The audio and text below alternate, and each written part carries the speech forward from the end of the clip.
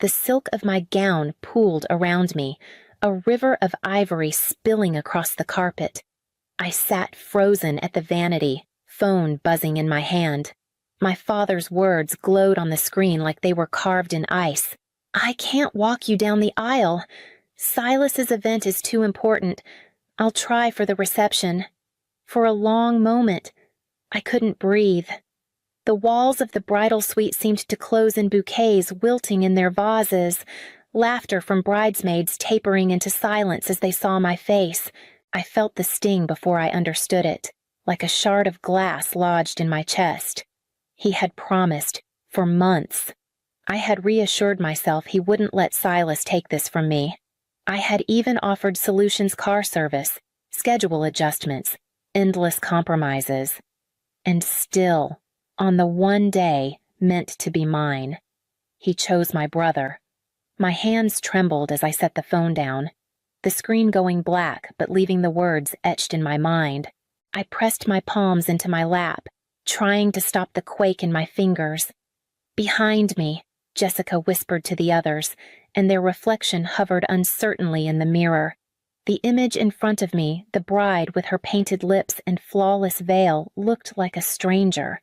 Inside, I was still the girl at 17, standing on a stage alone, scanning the crowd for a father who never arrived. The weight of the ring on my finger should have grounded me, but instead it pulled me under. I wanted to scream, but only silence came. Then a knock rattled the door, and the wedding planner's voice called out with brisk efficiency, asking if everything was on schedule. That was the moment I realized nothing about this day would be simple. The planner's voice faded behind the door, but her words left a tremor in the air. My bridesmaids hovered, unsure if they should comfort me or give me space. I leaned forward, elbows on the vanity, and let my eyes fall shut. All I could see was Silas's shadow stretching across my life. 17 years old, the scholarship ceremony that should have been mine to shine in. I had rehearsed my speech for weeks, poured myself into every word of gratitude, but when I stepped onto the stage, whispers had already spread through the auditorium. Didn't her brother say she got special treatment? Something about the judges knowing her advisor? I stood frozen at the podium, cheeks burning. Later, I found out Silas had been the one behind the rumors. When I confronted him, he smirked. "It's not personal. I just didn't want you thinking you were better than me." That night, I begged Dad to finally take my side. Edric listened, his brow creased, but in the end, he sighed. "Silas just feels threatened. Family unity matters more than winning." Those words buried themselves into me deeper than the gossip ever could. My triumph turned into shame, and Silas walked away untouched. And now here I was, years later, sitting in a wedding dress, watching history repeat itself. Silas had dangled another milestone in front of Dad, and Dad had folded again. A part of me wondered if Silas even needed the event tonight, or if it was just another test. Another reminder that he held the reins. My chest ached, but beneath the ache, something sharper stirred. Maybe I was done being the one who always absorbed the damage. My phone buzzed again, pulling me back to the present, and I glanced down to see Uncle Lowell's name flash across the screen. The phone buzzed steadily in my hand, and when I answered, Uncle Lowell's voice came through sharp and raw. "Maribel, I just spoke to your father. He told me he isn't walking you down that aisle." His anger carried like heat through the line, steady and undeniable. After everything he promised, after everything you've given him, he folds to Silas again. It's disgraceful. Tears welled up, but I held the phone tighter, afraid if I let go, I'd collapse completely. "I don't know what to do," I whispered. The edge in his tone softened. "Sweetheart," he said, and I could hear the weight of years in his voice. "Would you allow me the honor? Let me walk you down that aisle. I won't let you stand alone." Something inside me cracked and healed all at once. My throat closed around the words, but I forced them out. "You do that in a heartbeat." I'll be there in 20 minutes. When the call ended, I sat still, letting the sound of his promise settle inside me, around me. My bridesmaids had formed a quiet circle. Jessica knelt beside me, hesitation flickering across her face. Mari, there's something I should have shown you earlier. She fumbled with her phone, then held it out. On the screen glowed a string of messages from Silas, dated just weeks ago. Dad's still hesitating. But don't worry, I'll make sure he picks me. He won't be at her wedding if I have anything to do with it. My stomach twisted. Proof. Cold, undeniable proof that this wasn't bad timing or miscommunication. This was sabotage. The words blurred as fresh tears came, but beneath the grief burned something sharper anger, clean and steady. I lifted my gaze to the mirror, my reflection rimmed with mascara-stained eyes but standing straighter than before. He may have chosen Silas, I said quietly, but I'm not letting Silas take this day from me. A knock at the door startled us all, and Jessica's head snapped up as the wedding planner called through, asking if we were ready to make decisions. The door opened before I could gather myself, and Clara Fletcher stepped inside, a soft rustle of pale blue fabric following her. She looked elegant and composed, but her eyes immediately fell to my blotched cheeks and trembling hands. Without hesitation, she crossed the room and took both of mine in hers. Lowell just called me, she said gently. I know what happened. Maribel, I am so sorry. Her voice carried no pity, only understanding, and that almost undid me more than anything else. He promised, I whispered. He promised he'd be here for me. Clara's face tightened, a shadow flickering through her eyes. When I married Gregory, my father refused to come, said an interfaith marriage was a disgrace to our family. I waited until the very last moment, still hoping he'd walk through those doors. He never did. I blinked at her, startled. Clara always seemed so certain, so rooted. I had never imagined she carried her own scars. For years, she continued, her voice steady. I kept twisting myself in knots, rearranging holidays, softening my expectations. Every time he withheld approval, I tried harder, and all it brought me was more heartbreak. She gave my hands a small squeeze.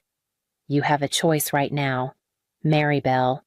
You can keep chasing what your father refuses to give, or you can turn toward the people who are already here, loving you fully. The words struck me with a clarity that left no room for denial.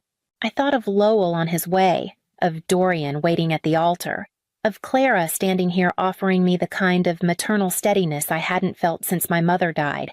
The ache in my chest didn't disappear, but it shifted, making space for something steadier to take root. Clara brushed a strand of hair from my face. Don't let them steal this day from you. Her quiet conviction settled over me like armor, and as I nodded, the sound of hurried footsteps echoed in the hall Lowell had arrived. Lowell entered with a gust of cool air, his gray hair damp at the temples from rushing. He crossed the room in 3 strides and pulled me into a hug that smelled faintly of cedar and aftershave. For a moment, I let myself sink into his arms, the steadiness of him reminding me of the ground beneath my feet. When he stepped back, his eyes searched mine. You don't deserve this, he said quietly. Not from Edric, not from Silas. I swallowed, afraid my voice might crack. It's not even about today anymore. Uncle, it feels like it's always been this way. He reached into his jacket and pulled out a small velvet box, pressing it into my hands. Then let me give you something that was never tainted by them. Inside, nestled against black satin, lay a strand of pearls, their surface glowing softly in the light. My breath caught. These are your grandmother's. He finished. She wore them at her wedding. After she passed, I kept them safe, waiting for the right moment. I traced the curve of the pearls with trembling fingers. I don't know if I should. You should, he said firmly. because they were meant for a woman strong enough to carry them. That's you." His gaze turned distant, and he lowered himself into the chair beside me. "You know, when I graduated college, my father didn't come." I looked up sharply. Why he wanted me to take over the family business, when I chose teaching instead. He said I'd embarrassed him. I sat there in my cap and gown, scanning the crowd for his face. It never came. He paused, voice roughening. I've spent decades telling myself it didn't matter, but it did. Some wounds never quite close. The sadness in his eyes wasn't bitter, just honest. And somehow, that truth steadied me. He wasn't pretending strength. He was showing me how it could live alongside pain. I closed the box and clutched it to my chest. "Thank you for trusting me with them. I'll wear them proudly." Lowell reached over, resting his hand over mine. "Break the pattern. Maribel, don't spend your life waiting for someone who won't show up." His words echoed in my chest, louder than the ache, louder than the silence my father had left behind. I straightened, lifted the pearls, and asked Jessica to help fasten them around my neck. The cool weight settled against my collarbone like a promise, and just as I drew in a steadier breath, the wedding planner reappeared at the door, reminding us it was time to practice the walk. The chapel was empty except for Lowell, the planner, and me. My heels clicked softly against the polished floor as we took our places at the back, sunlight spilling through the stained glass and scattering across the pews. I tightened my grip on his arm, the silence pressing against my ribs. "Just breathe," Lowell murmured, steady as a metronome. We took our first step together, then another, following the measured pace the planner set. My gown whispered against the aisle runner, each sound reminding me that the man I had once imagined at my side would never make this walk. Halfway down, my throat closed. I could almost see the empty space where Dad should have been, feel the ghost of his absence heavier than the pearls resting on my collarbone. Lowell stopped gently, turning so I faced him. His expression softened, lined with patience. From his pocket, he pulled a folded handkerchief, edges worn with age, initials stitched neatly in blue thread. L.M.H. I lifted my eyes to his, and he said quietly, "Your mother gave this to me before she passed. Linda Marie Harlow. She asked me to keep it until you might need it. I think today is that day." The fabric trembled between my fingers as I took it. The faint scent of lavender clung to it, carrying me back to nights when she'd sit at the edge of my bed, brushing my hair, telling me stories to soothe the dark. "I miss her so much," I whispered. "I know." His voice roughened. "But she's here. Maribel. In these pearls.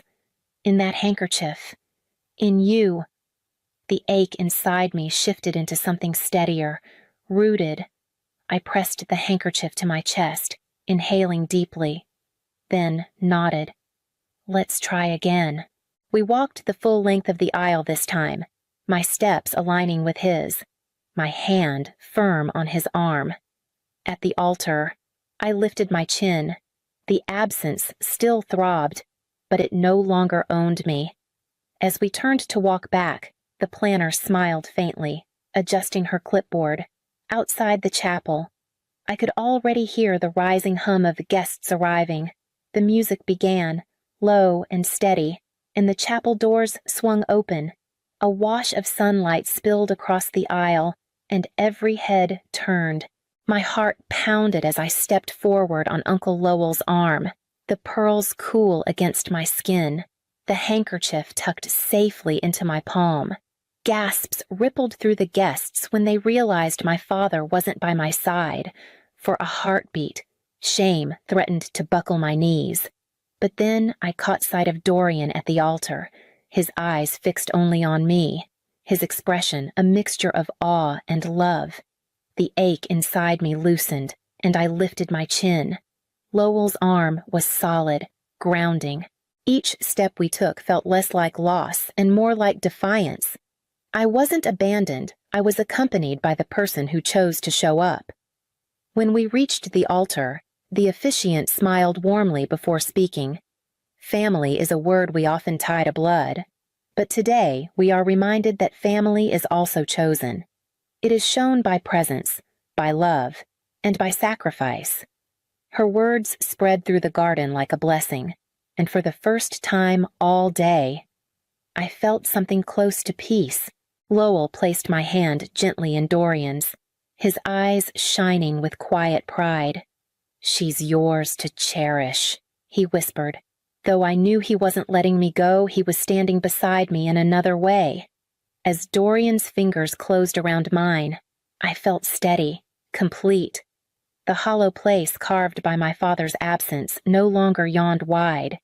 It was filled, not by pretense or excuses, but by the people who had chosen to stand with me.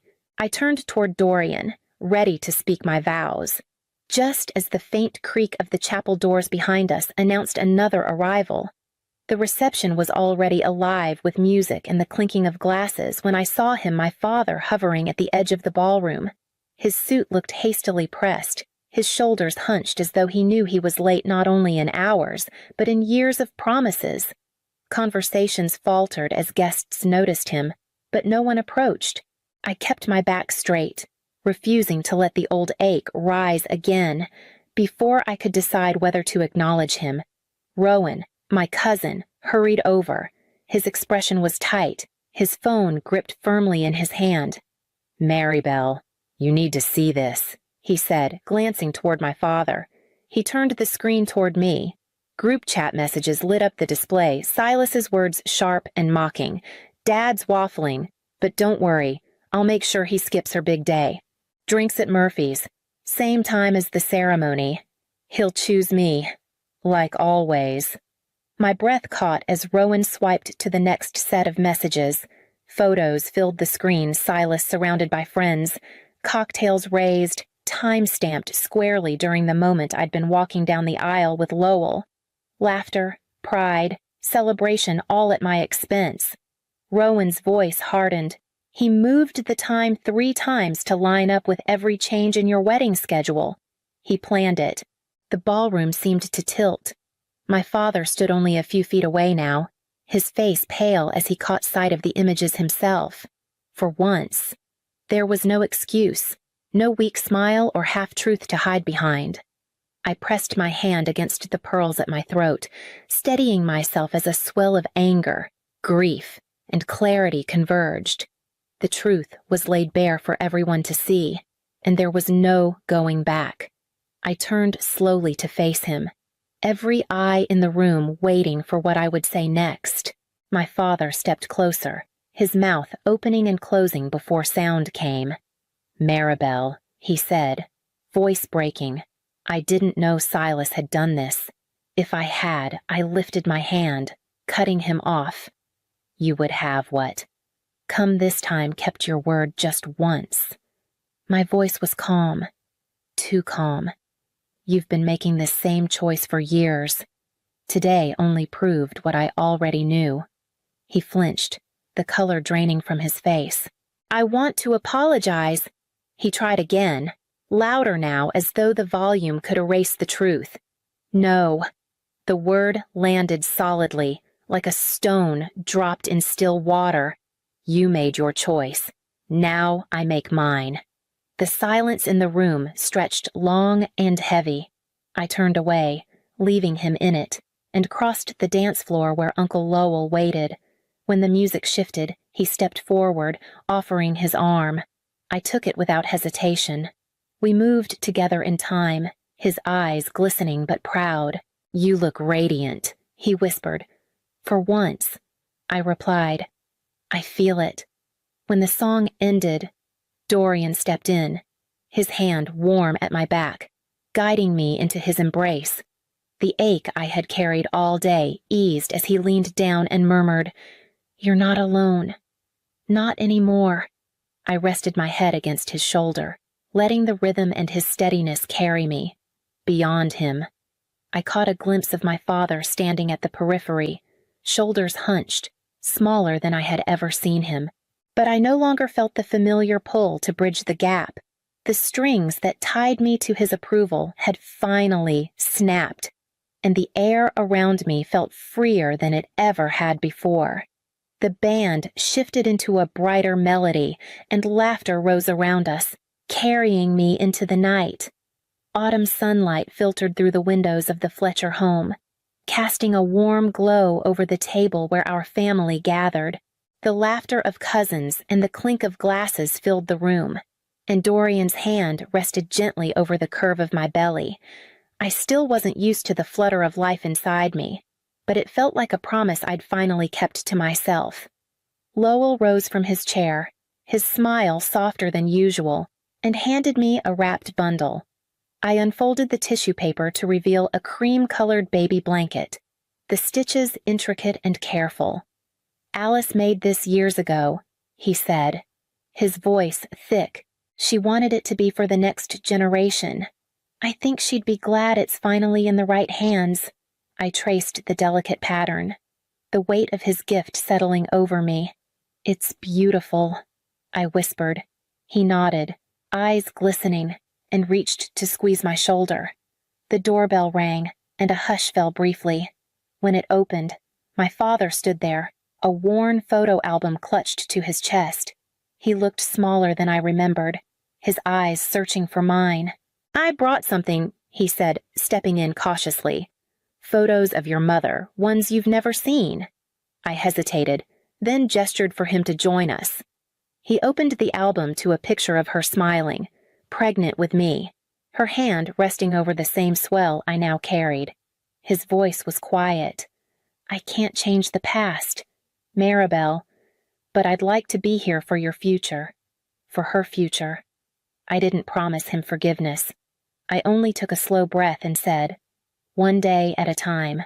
The camera clicked as someone called for a family photo, and in that moment, I understood the kind of family worth keeping.